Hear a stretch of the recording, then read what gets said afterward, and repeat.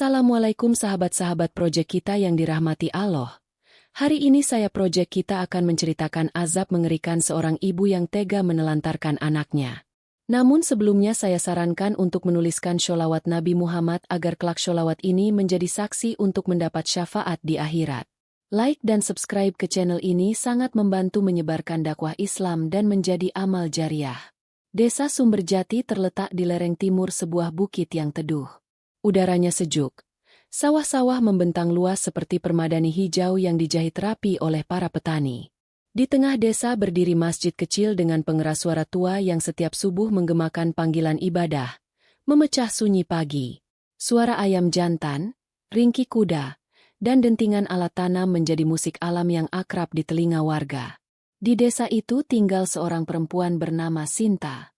Ia janda, baru 2 tahun ditinggal mati suaminya, Darmo, yang meninggal akibat kecelakaan kerja di pabrik pengolahan kayu di kota. Sejak kematian Darmo, Sinta hanya hidup berdua dengan anak semata wayangnya, Zahra. Gadis kecil berusia 8 tahun yang memiliki mata jernih dan suara lembut seperti ibunya dahulu. Awalnya, kehidupan Sinta dan Zahra berjalan dengan sederhana namun penuh kehangatan. Sinta dikenal sebagai perempuan rajin yang menjajakan gorengan setiap pagi di pasar desa. Zahra yang pendiam akan menunggu di rumah. Sesekali membantu membereskan tikar dan mencuci gelas. Hubungan ibu dan anak itu terlihat begitu hangat di mata para tetangga. Namun semua berubah perlahan. Entah sejak kapan, Sinta mulai jarang terlihat di pasar. Warung gorengannya tutup. Beberapa warga melihat ia kerap pergi ke kota, berdandan mencolok dan naik motor bersama laki-laki asing. Bajunya makin mewah. Perhiasan murahan menggantung di leher dan tangannya, tapi wajahnya tampak dingin, seakan tak peduli lagi pada kehidupan di sekitarnya. Zahra mulai sering tampak sendiri. Ia duduk di depan rumah beralaskan kain lusuh, menatap jalan tanah yang membelah desa. Tubuhnya kurus, pipinya pucat, dan sering terlihat dekil tak terurus. Saat tetangga memberinya makanan, Zahra menunduk malu. Ia makan dengan perlahan, seakan takut ibunya tahu. Beberapa kali Zahra terlihat tidur di beranda rumah tetangga karena rumahnya terkunci dari luar. "Bu Sinta belum pulang sejak kemarin," begitu jawabnya dengan suara lirih. Tangannya menggenggam boneka kecil yang sudah sobek di beberapa bagian. Warga mulai prihatin, namun Sinta selalu menolak campur tangan. "Zahra itu anakku. Kalian tidak perlu ikut campur. Aku tahu bagaimana cara mengurusnya," bentaknya saat seorang tetangga mencoba mengantar bubur untuk Zahra yang demam. Sejak saat itu, warga mulai menjaga jarak. Takut dicaci, takut difitnah.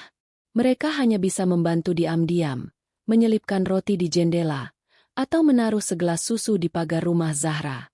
Sementara itu, Sinta semakin tenggelam dalam kesenangan semu yang dibawanya dari kota. Ia tertawa keras dengan laki-laki berkulit putih yang membawanya keliling dengan motor metik. Ia pamer lipstik baru, tas mahal yang tampak mencolok di desa sederhana itu. Zahra, anak kecil yang seharusnya bermain dan belajar, justru menjalani hari-hari dalam sepi dan lapar. Ia hanya bisa menatap langit malam dari balik jendela, berharap ibunya pulang lebih cepat, membelai rambutnya, dan berkata, "Maaf, Zahra, ibu kembali." Namun harapan itu tinggal harapan. Sebab, malam demi malam, pintu rumah tetap terkunci, dan bayangan Sinta hanya muncul lewat suara motor yang lewat tanpa pernah berhenti. Dan jauh di ujung desa, pohon randu tua berdiri sunyi. Tak ada yang tahu bahwa suatu hari nanti, di bawah rindangnya yang kelam, akan terjadi sesuatu yang akan mengguncang seluruh desa. Pagi itu, Zahra duduk di bawah pohon jambu di samping rumah. Wajahnya tampak lesu. Ia mengenakan baju lusuh yang sudah mulai sempit di tubuhnya yang makin kurus. Mata kecilnya memandang ke jalan desa yang berdebu, menunggu suara motor tua ibunya yang tak kunjung datang. Sudah 3 hari Zahra tidak melihat Sinta. Perempuan itu pergi sejak pagi Sabtu, membawa tas tangan kecil dan baju ganti. Zahra ditinggal begitu saja dengan sepotong roti kering dan segelas air putih. Hari-hari yang panjang itu ia lalui dalam diam, sesekali mencuci piring kotor dan menggosok lantai, seperti yang diajarkan ibunya dulu, sebelum semuanya berubah. Di rumah sebelah, Bu Lastri mengintip dari balik tirai. Ia melihat Zahra duduk menyendiri dan merasa hatinya teriris. Ia ingin membantu, tapi sejak kejadian tempo hari, ketika ia mencoba memberi nasi bungkus dan dimarahi Sinta di depan warga, ia jadi takut. Bu Lastri itu sok suci. Urus saja anakmu sendiri. Begitu kata Sinta waktu itu, dengan suara tajam yang membuat bulu kuduk merinding. Namun Zahra tetap Zahra yang manis. Meski hidupnya keras, ia tidak pernah mengeluh. Saat Bu Lastri meletakkan sekerat ubi rebus di atas pagar, Zahra hanya tersenyum kecil dan mengangguk pelan, lalu cepat-cepat menyembunyikan makanan itu ke balik bajunya. Siang itu panas menyengat. Atap rumah Zahra bergemeretak tertiup angin. Perutnya perih, namun ia tetap bertahan. Ia duduk memeluk boneka usang bernama Roro, satu-satunya peninggalan dari almarhum ayahnya. Zahra memeluknya erat seolah boneka itu bisa memberinya kehangatan yang sudah lama hilang dari pelukan seorang ibu. Menjelang sore, Zahra berjalan tertatih ke tepi sawah. Ia sering duduk di bawah pohon randu tua yang berdiri sebatang kara. Pohon itu tinggi, dengan akar mencuat dari tanah, dan batangnya penuh lubang seperti mulut-mulut bisu yang menelan kesedihan. Tak ada anak kecil yang berani bermain di sana, tapi Zahra merasa tenang. Ia duduk bersandar di batang pohon randu, menatap langit yang mulai menguning. Angin sore meniup rambutnya yang kusut. Ia bicara pelan pada Roro. Ibu nanti pulang, kan? Zahra sudah nggak nakal, kok? Zahra janji nggak ganggu ibu lagi. Tak ada jawaban. Hanya desir angin dan suara jangkrik yang menyelubungi sunyi. Sementara itu, di ujung jalan, terlihat bayangan motor melintas. Tapi motor itu tak berhenti. Zahra berdiri cepat-cepat. Namun bayangan itu hanya melintas dan menghilang di balik pohon pisang. Air mata Zahra tumpah. Ia kembali duduk dan memeluk lututnya. Tubuhnya mulai demam. Nafasnya berat. Dunia seakan berputar. Ia mencoba berdiri, tapi pandangannya gelap. Dan di bawah pohon randu itu, tubuh kecil Zahra tergeletak lemah, tak sadarkan diri.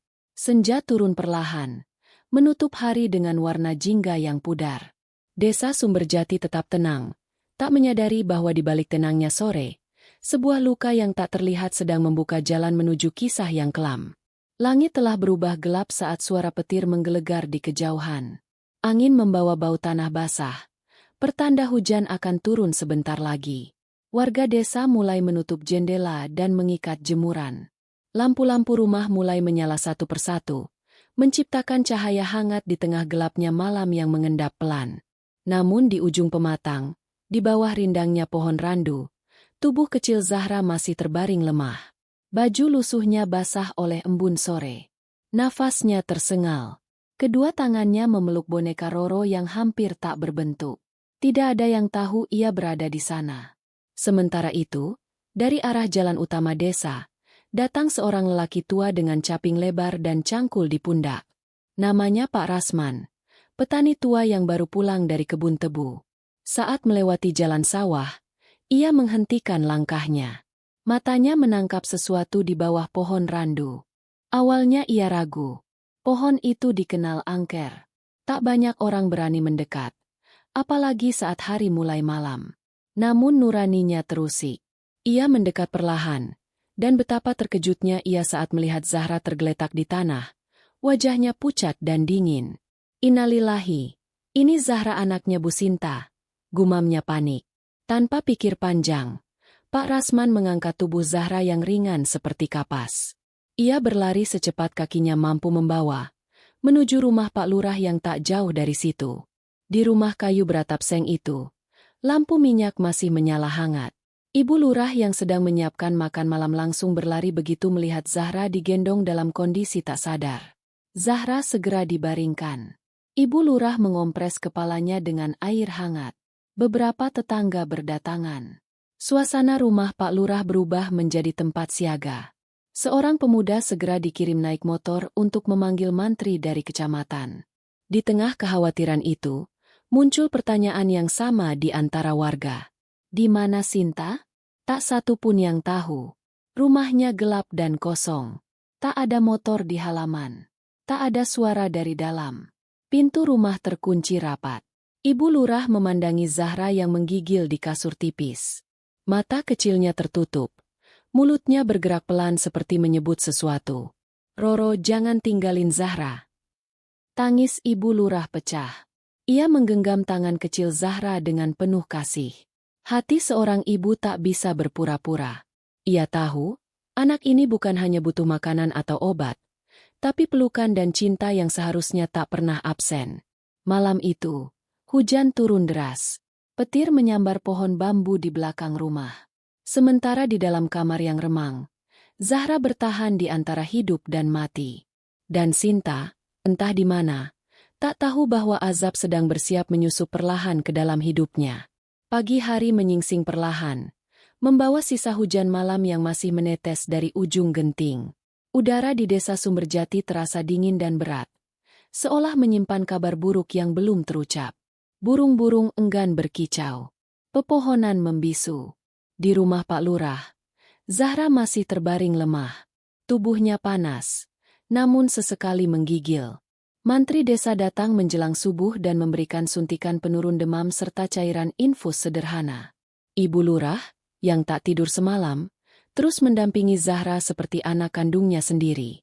Sementara itu, kabar tentang kondisi Zahra mulai menyebar ke seluruh penjuru desa. Warga berdatangan bergantian, membawakan bubur, selimut, dan baju bersih. Mereka berbisik prihatin, sambil menahan marah yang mengendap di hati mereka. Banyak dari mereka yang menanyakan satu hal yang sama. Di mana ibunya? Menjelang siang, suara motor metik meraung dari ujung jalan tanah. Seseorang melihat sosok Sinta, duduk membonceng seorang pria berambut pirang, berpakaian mencolok. Ia tertawa di atas motor, dengan kacamata hitam besar menutupi separuh wajahnya. Saat motor itu melewati warung Butatik, warga hanya bisa terdiam. Sinta turun di depan rumahnya, membuka pintu, dan masuk tanpa menoleh. Ia tidak tahu bahwa sejak subuh, rumah itu sudah menjadi buah bibir seluruh desa. Tak lama kemudian, Bu Lastri, dengan langkah cepat, datang menghampirinya. "Bu Sinta, Zahra sakit. Anakmu, semalaman pingsan di bawah pohon randu. Sekarang dia ada di rumah Pak Lurah." Sinta hanya diam. Ia meletakkan tasnya di kursi rotan dan menyalakan rokok. Asapnya mengepul ke langit-langit rumah yang lembab. Tatapannya kosong. Seolah informasi yang barusan didengarnya hanyalah suara angin yang lewat. "Bu, anakmu sekarat." Bentak Bu Lastri tak kuat menahan diri. Sinta berdiri, memadamkan rokok di dinding rumah. Lalu berkata datar, "Dia kuat. Zahra nggak akan mati semudah itu. Sudah biasa sakit."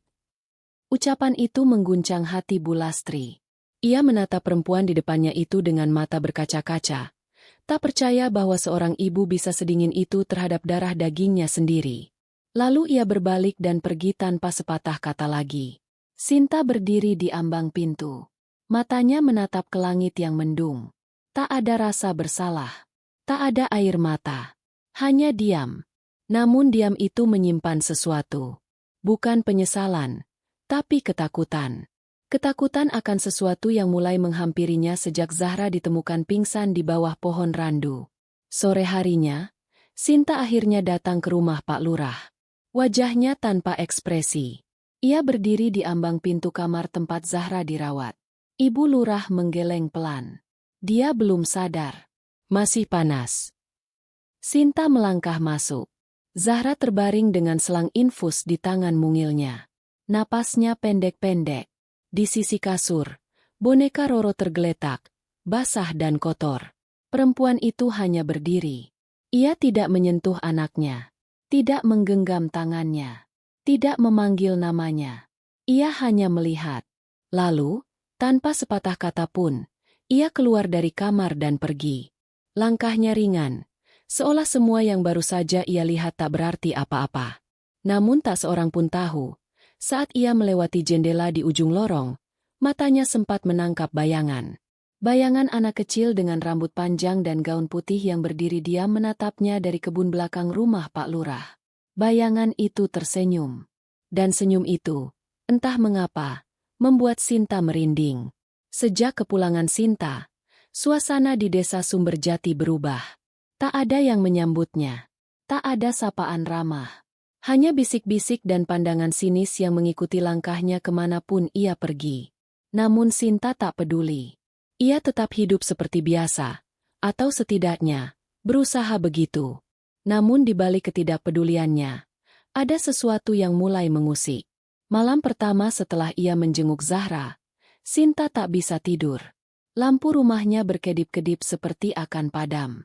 Angin malam bertiup lewat celah dinding kayu, membawa suara-suara aneh. Terkadang seperti suara anak kecil menangis pelan. Kadang terdengar seperti tawa tipis di pojok ruangan. Ia bangun, menyalakan rokok, dan duduk di kursi rotan sambil menatap gelap. Boneka Roro, entah sejak kapan, ada di meja dekat pintu. Padahal saat ia meninggalkan rumah Pak Lurah, boneka itu masih di sana, di sisi tubuh Zahra yang lemah. Sinta mematung. Matanya menatap boneka yang kini tampak lebih kusam dari sebelumnya. Kepalanya sedikit miring, dan matanya yang satu rusak, membuat wajahnya tampak menyeramkan dalam cahaya lampu minyak yang berkerlip. Mungkin Bu Lastri yang taruh ini di sini, gumamnya, mencoba menenangkan diri. Tapi malam itu, suara-suara makin jelas. Ketika ia mematikan lampu dan mencoba tidur, ia mendengar langkah kaki kecil di atas loteng. Langkah pelan, seperti kaki anak kecil yang sedang berjalan sambil menyeret sesuatu. Sinta membuka mata. Rumah itu hanya satu lantai. Tak ada loteng. Ia bangun, menggenggam sapu, dan perlahan membuka pintu kamar. Angin dingin menyambutnya. Di ruang tamu, lampu minyak padam dengan sendirinya. Tapi bayangan boneka itu masih terlihat di meja, menghadap langsung ke arah kamarnya, seakan sedang menunggu. Tubuh Sinta bergetar. Untuk pertama kalinya, ia merasa takut. Esok paginya, ia mencoba melupakan kejadian semalam. Ia pergi ke pasar, membeli lipstik baru dan bedak. Ia berdandan di depan cermin, namun saat mengoleskan lipstik ke bibirnya, cermin di depannya berembun, seolah ada hembusan napas dari balik kaca. Di permukaan cermin, perlahan muncul bekas telapak tangan kecil. Jus, bah. Sinta mundur, jatuh terduduk. Napasnya tersengal. Ia menyeka cermin. Namun bekas itu tetap ada. Semakin lama, semakin banyak. Seperti ada belasan tangan kecil menekan dari balik kaca. Mencoba keluar.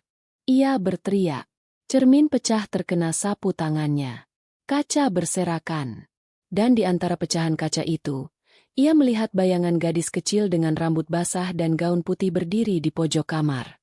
Anak itu tersenyum, menunjuk ke arah pintu. Saat Sinta menoleh, pintu rumah terbuka dengan sendirinya. Angin masuk, dan dari kejauhan, terdengar suara pelan, suara Zahra, memanggil, "Ibu." Namun suara itu bukan suara anak yang sehat.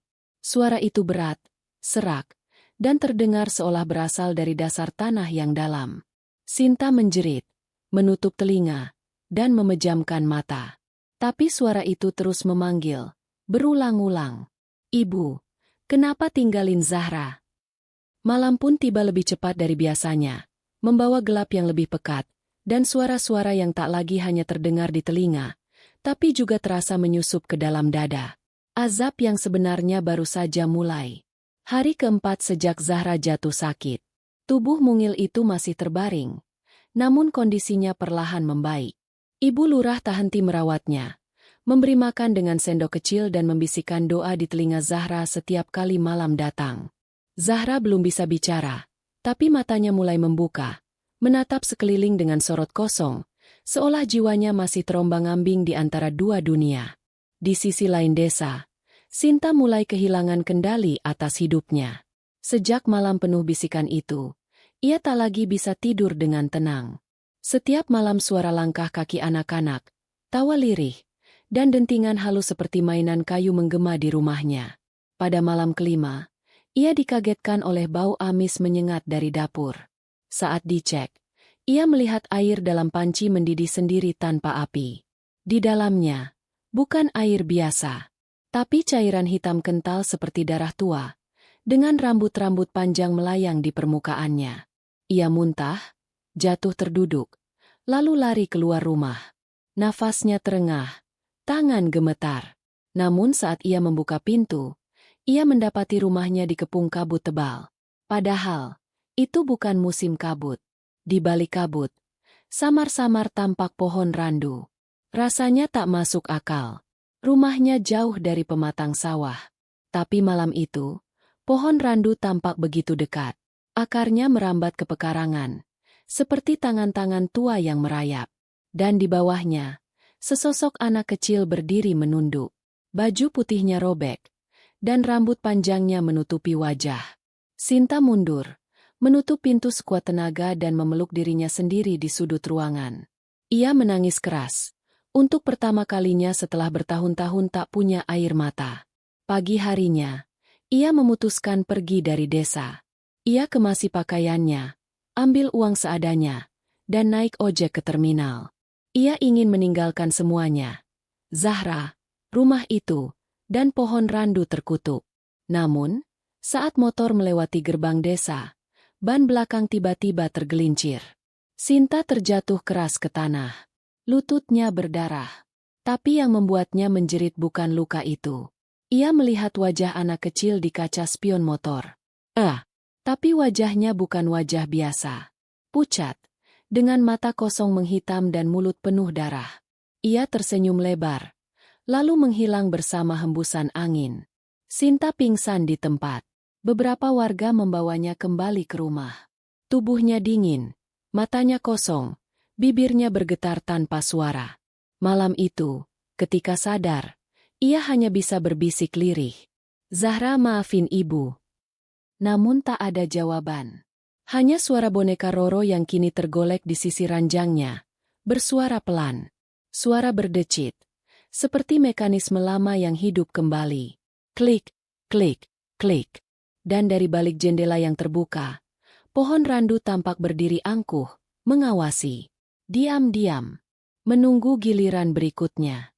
Pagi itu, kabar tentang Sinta yang jatuh dan mengigau di rumah menyebar ke seluruh pelosok desa Sumberjati. Tak sedikit warga yang mulai mengaitkan kejadian-kejadian aneh di rumahnya dengan kelalaiannya sebagai seorang ibu. Tapi ada juga yang mulai takut, karena semua terasa tak masuk akal. Terlalu gelap, terlalu sunyi, dan terlalu dalam untuk dijelaskan hanya dengan logika.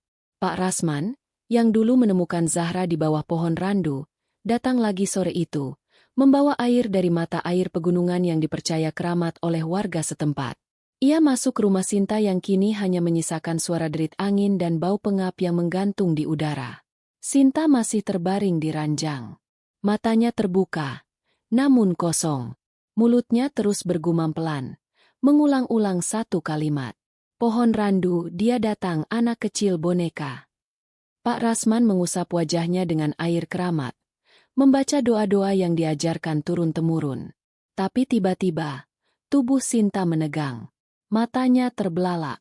Lalu dari mulutnya, terdengar suara lain. Bukan suara seorang ibu. Bukan suara manusia. Suara itu parau, dingin, dan berat. Seolah keluar dari rongga dada yang hampa udara. Anak ini tak pernah dicinta, dia hanya beban, kami yang memeluknya saat ibunya buang muka. Pak Rasman mundur satu langkah, namun tetap tenang. Ia menyiramkan lagi air ke wajah Sinta. Tubuh itu bergetar keras, lalu tiba-tiba terdiam. Nafasnya terengah, dan perlahan ia kembali seperti sadar. Sinta menangis. Air mata itu akhirnya keluar. Tangannya meraih ke udara, seperti mencoba memeluk sesuatu yang tak terlihat. Zahra, ibu salah. Ibu bodoh. Ibu buang kamu. Ibu buang anak ibu sendiri. Tangisnya menjadi jeritan yang menyesakkan seluruh isi rumah. Jeritan yang akhirnya menghancurkan dinding yang selama ini ia bangun untuk menutupi rasa bersalahnya. Di tempat lain, Zahra sudah mulai bisa duduk. Ia belum bicara banyak. Tapi hari itu ia minta digendong ke teras oleh Ibu Lurah. Ia memandangi langit sore yang mulai memerah, lalu menunjuk ke kejauhan. Roro mau pulang, bisiknya. Ibu Lurah tersenyum kecil, meski tak sepenuhnya mengerti. Tapi saat malam menjelang, sesuatu berubah. Angin yang turun dari bukit membawa bau harum bunga randu. Warga desa kembali mencium aroma itu. Wangi manis yang menusuk hidung dan selalu datang menjelang kejadian aneh. Di rumah Sinta, boneka Roro menghilang dari meja. Ia muncul lagi di ujung ranjang Zahra. Namun kali ini, bersih. Matanya utuh kembali. Rambutnya tertata rapi. Seolah waktu diputar ulang, menghapus luka-luka yang dulu ia simpan dalam diam. Zahra tertidur sambil memeluk Roro. Dan malam itu, ia tak menangis lagi. Namun di sisi lain desa, Sinta kembali gelisah dalam tidurnya. Mimpi buruk datang bergantian. Ia melihat dirinya berjalan sendirian di sawah yang sunyi, di bawah langit hitam pekat. Di kejauhan, pohon randu berdiri, lebih besar dari biasanya, menjulang ke langit. Dari balik kabut, sosok-sosok kecil bermunculan. Mereka berjalan mendekat.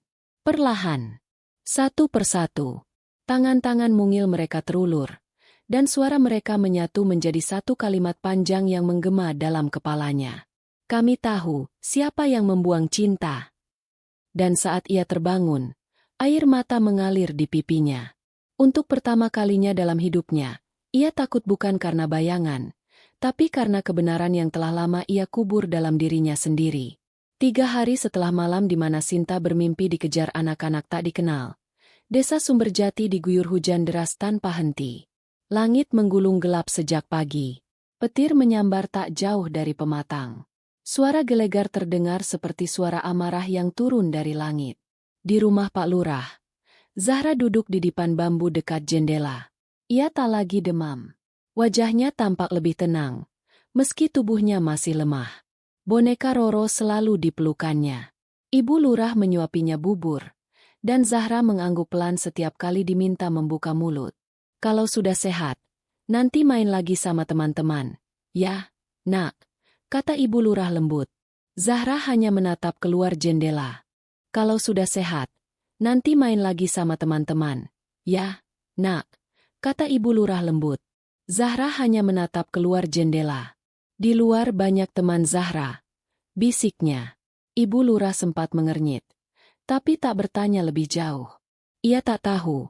Zahra sering melihat mereka, anak-anak kecil yang berdiri di antara tetes hujan. Rambut mereka basah, baju mereka compang-camping, tapi wajah mereka semua tersenyum. Sore itu, Sinta kembali mendatangi rumah Pak Lurah. Langkahnya gontai, wajahnya pucat, matanya cekung. Ia tak lagi memakai lipstik, rambutnya acak-acakan, dan sandal yang ia kenakan sudah aus. Ibu Lurah membukakan pintu. Saya mau ketemu Zahra, ucapnya pelan, hampir seperti bisikan. Ibu Lurah tak langsung menjawab, tapi akhirnya mengangguk pelan, mempersilakan masuk. Di dalam kamar, Zahra menoleh. Matanya membulat saat melihat sosok perempuan yang dulu memanggil dirinya anak, namun lebih sering meninggalkannya. Ibu. Satu kata yang lirih, namun menghentak seluruh isi ruangan. Sinta mendekat perlahan, lalu duduk di lantai, di hadapan Zahra yang kini duduk bersila di dipan. Ibu minta maaf, nak. Suaranya bergetar. Maafin ibu. Ibu salah. Ibu bodoh. Ibu buang kamu. Zahra. Zahra hanya diam. Ibu, malam-malam terakhir ini, selalu dengar kamu manggil. Kamu nangis di pojok kamar. Kamu pegang tangan ibu waktu ibu tidur. Kamu duduk di pinggir ranjang. Ibu pikir itu mimpi. Tapi semua nyata. Ya, nak. Air mata Sinta jatuh, menetes ke lantai kayu. Zahra pelan-pelan turun dari dipan, lalu mendekap boneka Roro lebih erat. Ia berjalan pelan ke arah ibunya. Langkah kecil yang mengguncang dunia Sinta lebih dari semua jerit atau hujan sekalipun. Dan akhirnya, Zahra berdiri di depan ibunya. Ibu nggak buang aku, bisiknya. Sinta mendongak, matanya basah. Aku yang dibuang sama pohon itu. Sinta tertegun. Apa maksudmu? Zahra menunjuk keluar jendela, ke arah jalan kecil yang mengarah ke sawah. Di ujungnya, samar-samar, tampak pohon randu tua berdiri kokoh meski diterpa hujan. Daunnya bergoyang, dan angin berhembus dari arah batangnya, membawa suara yang tak jelas bentuknya. Dia ambil semua anak yang dibuang. Zahra menoleh, menatap ibunya dalam-dalam. Kalau ibu nggak minta maaf, dia ambil ibu juga. Langit bergemuruh. Di luar rumah, pohon randu seperti berdenyut, seolah hidup. Dari kejauhan, warga yang melihat mengaku mendengar suara ratusan anak kecil tertawa bersamaan. Tawa pelan yang tak semestinya keluar dari bibir anak-anak. Sinta gemetar. Terus, ibu harus gimana? Zahra mengulurkan boneka Roro.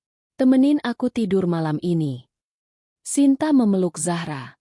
Untuk pertama kalinya, hangat tubuh anak itu terasa benar-benar nyata. Bukan mimpi, bukan rasa kasihan, tapi kehadiran yang selama ini ia abaikan. Malam itu, mereka tidur bersama di rumah Pak Lurah. Dan untuk pertama kalinya sejak bertahun-tahun, Sinta tak diganggu suara langkah kaki. Tak ada tawa anak-anak. Tak ada suara dari balik jendela. Hanya keheningan.